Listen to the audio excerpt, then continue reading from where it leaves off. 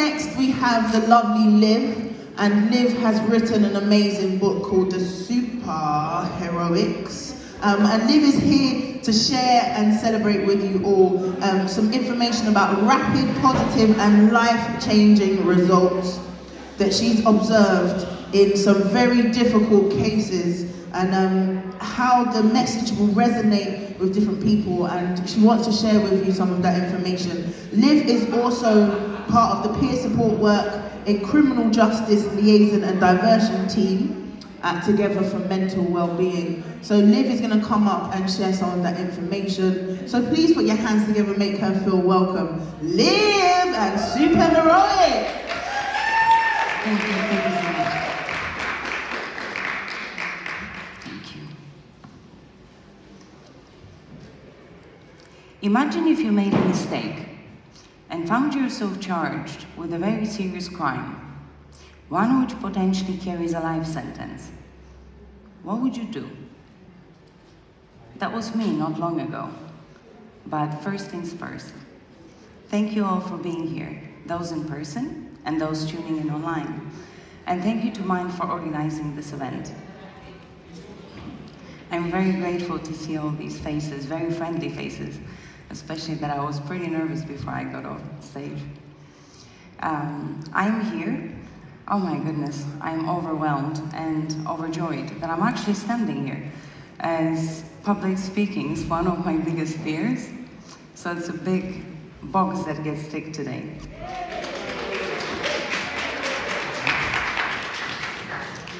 I'll admit, when I first read that I got this opportunity, all I saw was main stage, main stage, instant panic mode. What should I say? How should I act? Should I sit? Should I stand? Should I walk around? All these questions, but not, what do I wish to say and give to the audience? I had to think, and looking at the world today, it seems as if we need hope, more than ever. And then I remembered my dad's words, who said, "Hope is the greatest gift you can ever give to another person. Hope sparks faith. Faith sparks action.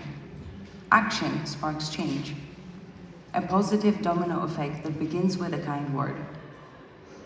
I am Liv, a criminal justice peer supporter at a mental health charity organization called Together for Mental Wellbeing, which helps those with mental health issues who get in trouble with the law on their path to recovery.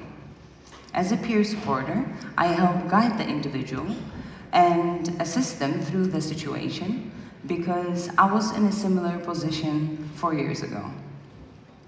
In 2018, I suffered a psychotic breakdown and was charged with arson with intent to endanger life, which is how I found myself facing prison, potentially life. The times were tough. I felt like I was living in a nightmare, wanting to end it, as death seemed like the more bearable option, as I lost my mind, home, job, finances, reputation, and most of my friends. Only few stuck by me, and without whom I wouldn't be here today. Just before the breakdown, I finished writing a book called Superheroics Volume 1, a short textbook for mankind, which is an interactive philosophy book that simplifies the search for a happier, more contented, or fulfilling life. I had no idea when I was writing it that I'd actually be reading it for advice not long after. Although my mom played a part, it was inspired by my dad and his personal beliefs and teachings, which he raised me on. Being a historical figure and a household name within the world of art and philately, a World War II hero, as well as one of the most sold, if not the most sold, artists of all time, with billions of his images circulating worldwide. My dad knew how to live his life to the fullest, yet stayed away from fame, glitz and glamour, and focused on what truly mattered to him instead. My dad believed in behaving with love, joy, kindness, and humility towards other fellow human beings.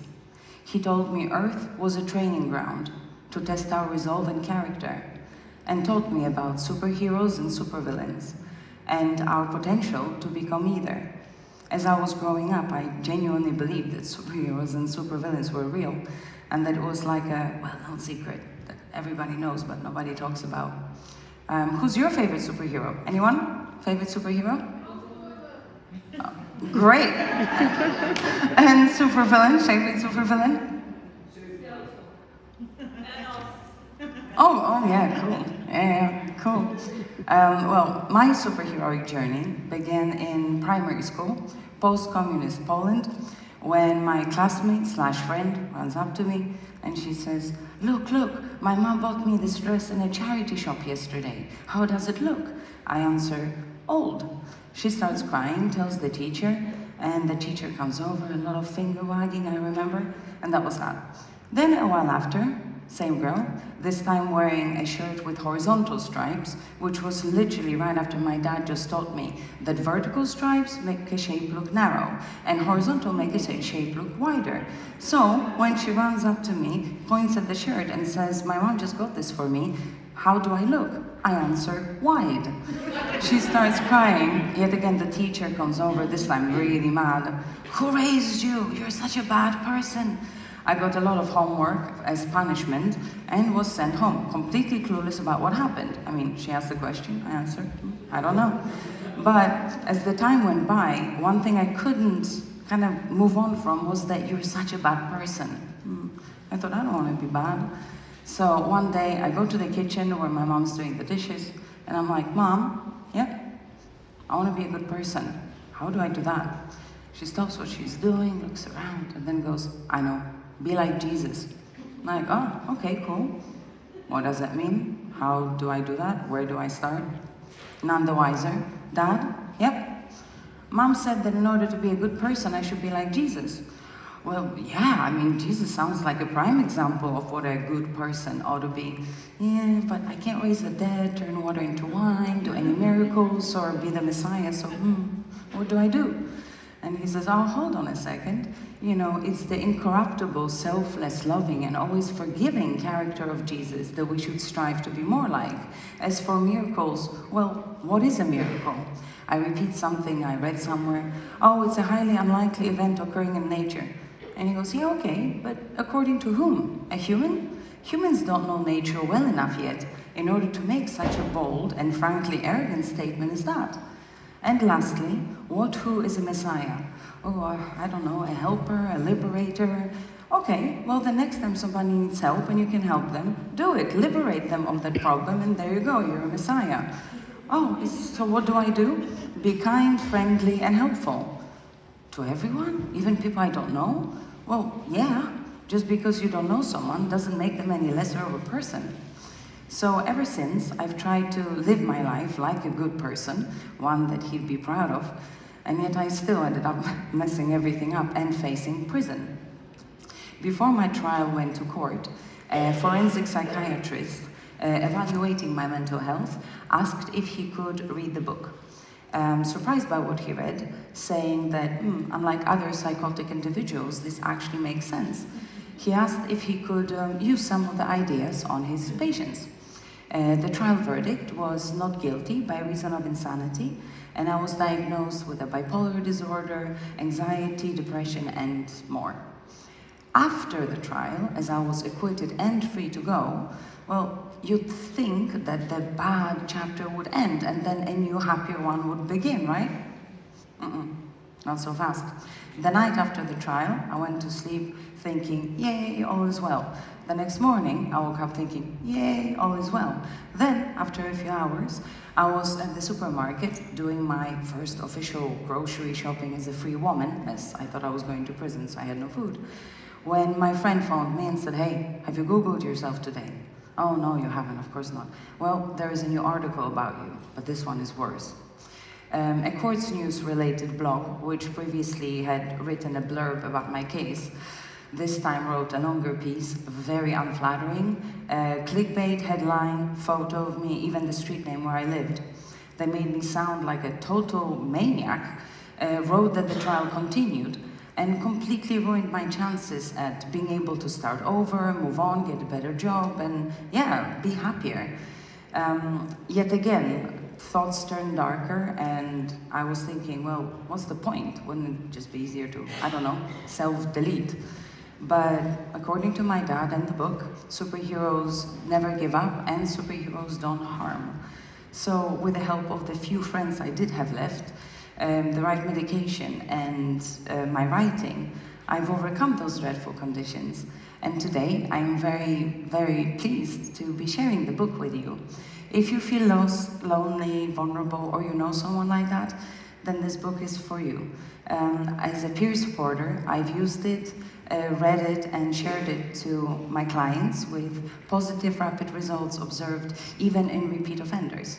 One such case would be a client of mine, a middle-aged man, in and out of prison since teens, when his daughter got assaulted. And he found out that the police wasn't going to do anything about it because A, she survived, and B, they had more pressing issues. My client decided to take matters into his own hands. He did some digging, found out who the assailant was, and where and when he worked. He grabbed a hammer, hid it under his jacket, and went to the shop where he saw through the window the assailant kneeling and restocking the bottom shelf.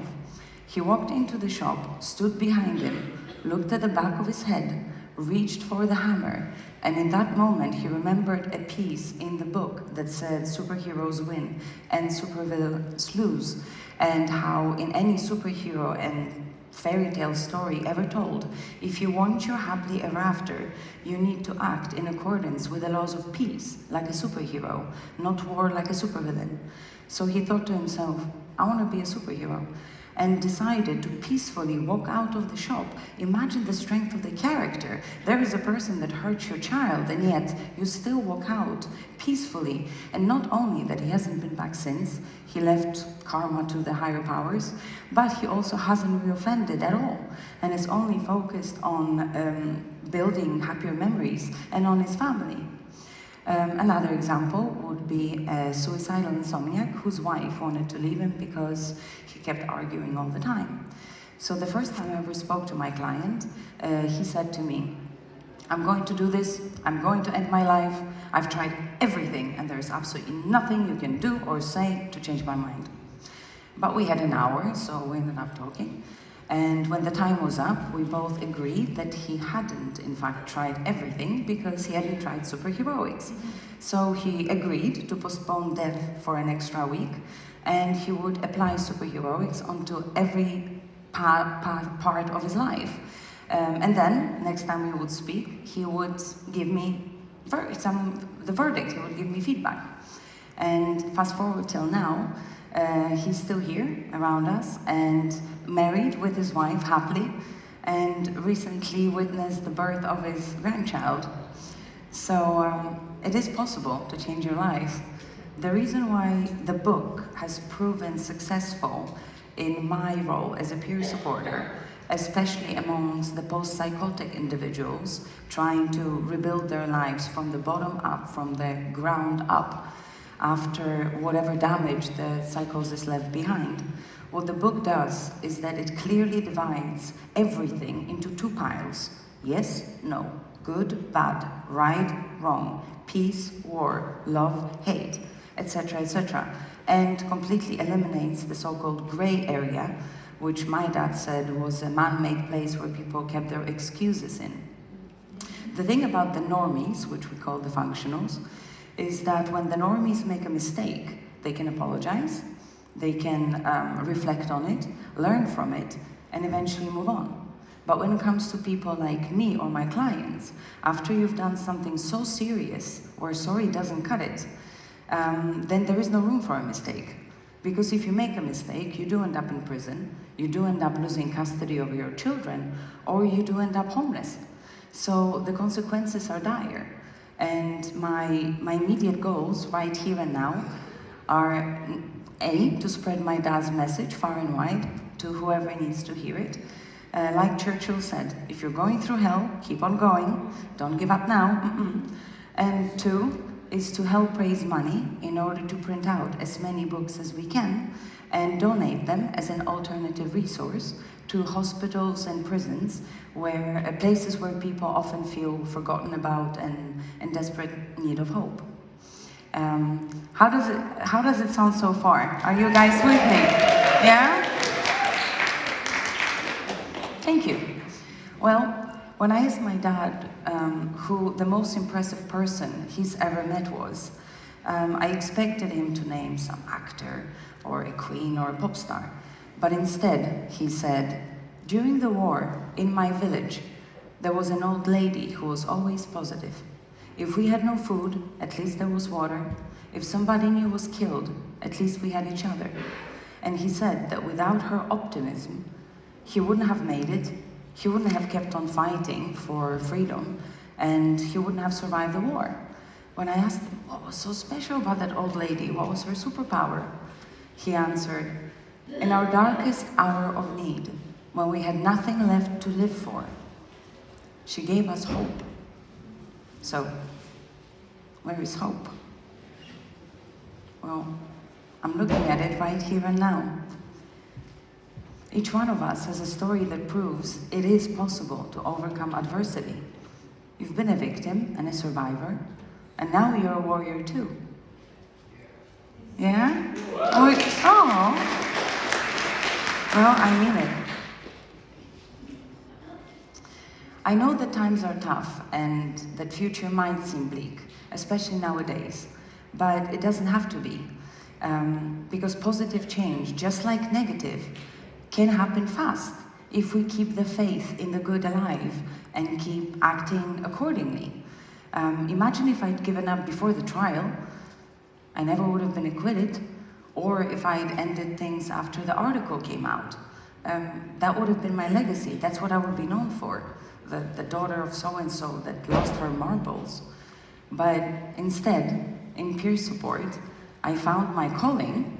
I've never felt more useful in my life.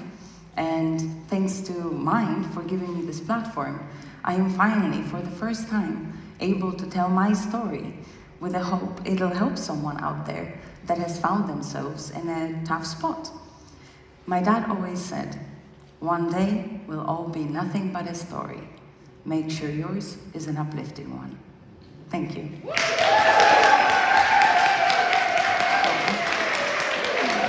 Thank you. Wow, absolutely amazing. If you would like to pick up one of Liv's books, yes. Where are they going to be available today? Oh yes, so if you'd like to know more info about how to donate or to get a free copy of the book, go to superheroicsofficial.com. That's superheroicsofficial.com. Or come see me after this. Brilliant. Thank you very much. One more time for Liv. Yes. Some absolutely amazing information and a really powerful story from Liv and her own personal journey. And I'm sure many of us in the audience can relate to the whole thing of going through some really hard times in our life and having to keep pushing and sometimes having a struggle and facing up against some of our internal demons. And the way that you can become a survivor and a warrior and share your story with others, and that can inspire us to each of us make moves in our life. So I want to just thank Liv for sharing her story and encourage you all who are here today to also share parts of your story if you're happy to do that. And remember, like I said, we have a board outside that says connect and one that says celebrate in the hallway, and we'd love you to put some information down on that and ways that you connect with others, ways that you can share some of your story with each other as well, and ways that we can celebrate together the ways that we are overcoming some of our challenges.